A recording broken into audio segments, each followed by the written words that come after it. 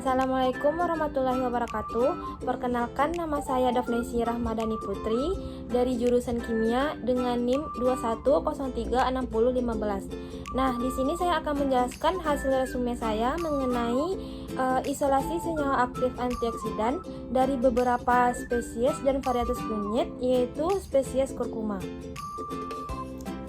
Tujuan dari penelitian ini yaitu untuk mengetahui kadar kandungan antioksidan serta kadar flavonoid dan fenolik dari sampel yang akan diuji. Beberapa tahun terakhir, banyak masyarakat Indonesia yang terkena penyakit berbahaya seperti kanker dan diabetes. Penyakit-penyakit tersebut disebabkan oleh stres oksidatif. Stres oksidatif itu sendiri disebabkan oleh radikal bebas yang diproduksi di tubuh secara terus-menerus secara reaksi redoks. Hal itu akan memicu timbulnya penyakit berbahaya seperti kanker itu tadi. Oleh karena itu, banyak masyarakat Indonesia yang mengonsumsi antioksidan yang diproduksi secara sintesis, di mana hal itu akan berefek samping terhadap tubuh. Oleh karena itu, banyak peneliti yang menganjurkan agar masyarakat mengonsumsi ramuan herbal yang tidak memiliki efek samping terhadap tubuh, seperti kunyit. Kunyit itu sendiri adalah tanaman herbal yang termasuk ke dalam famili Zingiberaceae. Tanaman kuning ini memiliki nilai ekonomi yang sangat tinggi.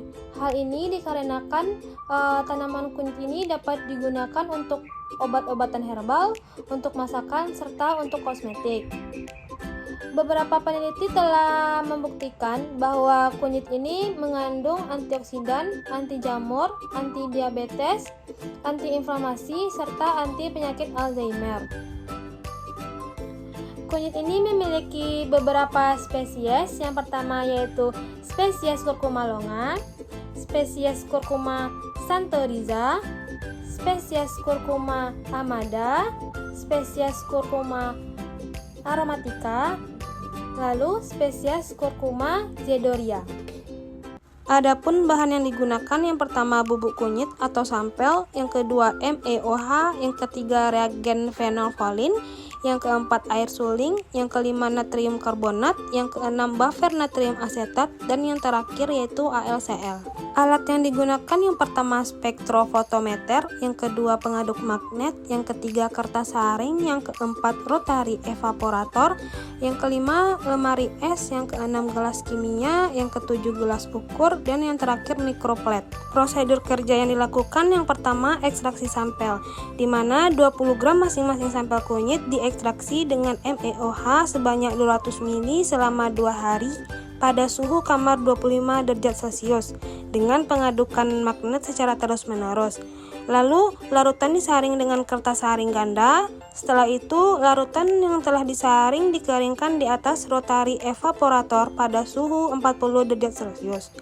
Ekstraksi itu disimpan dalam lemari es pada suhu 4 derajat Celcius. Yang kedua yaitu estimasi kandungan fenolik total, di mana dimasukkan 500 mikroliter reagen fenolfolin dan 500 mikroliter aquades ke dalam 200 mikroliter sampel. Lalu setelah 1 menit ditambahkan 800 mikroliter natrium karbonat 7,5% ke dalam campuran sampel. Lalu diinkubasi pada suhu kamar selama 30 menit. Setelah itu diukur absorbansi pada 760 nanometer dengan spektrofotometer. Nah, spektrofotometer yang digunakan yaitu spektrofotometer Biotech PowerWave XS2. Yang ketiga yaitu estimasi kandungan flavonoid total, di mana 100 mikroliter sampel dimasukkan ke dalam mikroplate dan ditambahkan 100 mikroliter AlCl 2% ke dalamnya.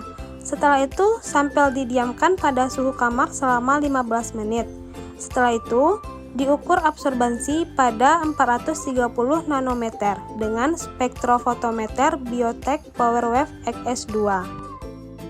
Yang keempat yaitu penentuan aktivitas antioksidan atau uji pemulungan radikal bebas DPPH, di mana 40 mikroliter DPPH dan 80 mikroliter buffer natrium asetat dengan pH 5,5 ditambahkan ke dalam 80 mikroliter sampel. Lalu larutan sampel diinkubasi pada suhu kamar dalam keadaan gelap selama 30 menit. Lalu diukur absorbansi pada 517 nanometer dengan spektrofotometer Biotech PowerWave XS2. Nah, pada uji ini digunakan Trolloc sebagai kontrol positif. Hasil dari penelitian ini yaitu yang pertama ekstraksi, di mana didapatkan kandungan yang paling tinggi pada spesies Curcuma longa, di mana sampelnya yaitu Emma Shirudai dan Ukon Okinawa. Sedangkan ekstraksi yang paling rendah yaitu pada spesies Curcuma amada. Pada uji kandungan fenolik, didapatkan sampel spesies Curcuma longa memiliki kandungan fenolik yang paling tinggi, sedangkan kandungan yang paling rendah didapatkan pada spesies Curcuma aromatica. Pada uji kandungan flavonoid, juga didapatkan kadar flavonoid yang paling tinggi pada spesies Curcuma longa dan yang paling rendah pada spesies Curcuma zedoria. Dari hasil penelitian ini kita dapat melihat bahwa Emma Shirudai dan Ukon Okinawa, sampel dari spesies Curcuma longa memiliki kandungan fenolik flavonoid yang sangat tinggi.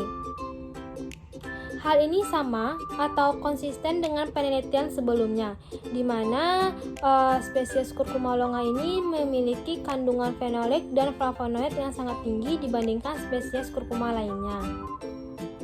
Jumlah kandungan senyawa fenolik dan flavonoid yang berbeda-beda antar spesies Curcuma itu disebabkan oleh beberapa faktor. Yang pertama yaitu jumlah zat aktif, pelarut, suhu, waktu ekstraksi, serta wilayah geografis budidaya kunyit. Senyawa fenolik dan flavonoid itu sendiri merupakan senyawa metabolit sekunder yang dapat mencegah atau membersihkan radikal bebas pada saat stres oksidatif.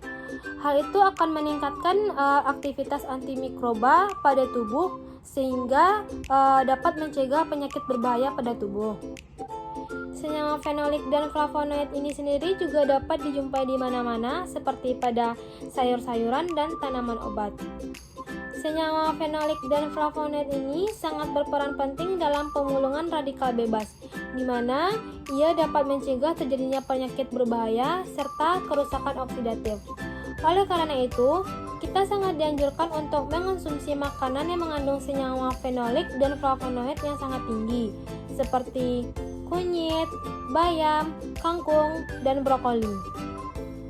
Selanjutnya pada uji coba kandungan antioksidan didapatkan spesies Curcuma longa pada sampel Ukon Okinawa memiliki kandungan antioksidan yang paling tinggi. Nah, dari penelitian ini kita dapat melihat bahwa masing-masing varietas kunyit ini memiliki kandungan yang berbeda-beda. Selanjutnya pada uji coba antioksidan dilakukan uji DPPH dengan menggunakan metode spektrofotometri. Didapatkan bahwa spesies Curcuma longa memiliki pemulung radikal bebas tertinggi dibandingkan spesies Curcuma lainnya. Hal ini juga sama dengan penelitian sebelumnya bahwa spesies Curcuma longa memiliki pemulung radikal bebas tertinggi dibanding spesies Curcuma lainnya. Aktivitas antioksidan pada kunyit ini disebabkan oleh senyawa kurkuminoid dan minyak atsiri, di mana kurkuminoid ini tergolong ke dalam senyawa fenolik, di mana senyawa fenolik ini sangat mempengaruhi antioksidan. Semakin tinggi kadar fenolik, maka semakin tinggi juga aktivitas antioksidan. Kurkuminoid merupakan unsur kimia utama yang ada pada kunyit yang memiliki fungsi antioksidan, antihipertensi, anti malaria, anti kanker, dan aktivitas nematosida.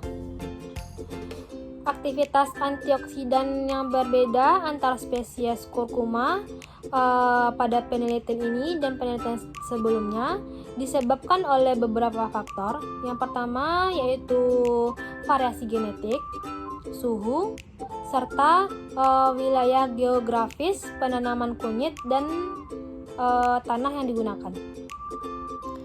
Peranan radikal bebas telah diketahui di dalam berbagai macam penyakit berbahaya seperti kanker, diabetes, dan sirosis.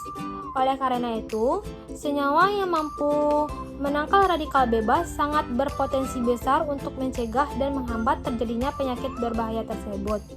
Oleh karena itu, penting bagi tubuh untuk mengkonsumsi makanan atau tanaman herbal yang mengandung flavonoid, fenolik, dan antioksidan yang tinggi, seperti kunyit yang telah dijelaskan tadi.